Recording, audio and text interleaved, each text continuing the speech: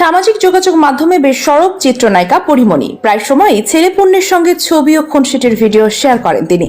সম্প্রতি ছেলেকে নিয়ে সুন্দরবনে ঘুরতে গেছেন এই নায়িকা, আর সেখানে গিয়ে মোহনীয় লুকে সবার নজর কাড়লেন পরিমণি। গত 14 আগস্ট নিজের ভেরিফাইড ফেসবুকে কয়েকটি ছবি শেয়ার করেছেন তিনি। এ সময় পরিমণির পরনে ছিল সাদা শাড়ি, সঙ্গে সিলভার রঙের অ্যান্টিকের জুয়েলারি, খোলা চুলে আর হালকা মেকআপের মোহনীয় রূপে ক্যামেরায় ধরা দিয়েছেন তিনি। এদিকে নায়িকার সৌন্দর্যে মুগ্ধ হয়েছেন ভক্তরা। তার প্রশংসা একজন লিখেছেন, পরিমণির এই রূপের লাবণ্যের কাছে কানের পাশের গোলাপের সৌন্দর্য ও হার মেনে গেল। এছাড়া পরীর পোস্ট করা ভিডিওতে দেখা যায় সুন্দরবনের মাছ দিয়ে ছেলে পূর্ণকে কোলে নিয়ে হাঁটছেন পরী। এ সময় পূর্ণ তার টাইগার ব্যান্ডটি নিজ হাতে মাথায় পড়তে যাচ্ছিল।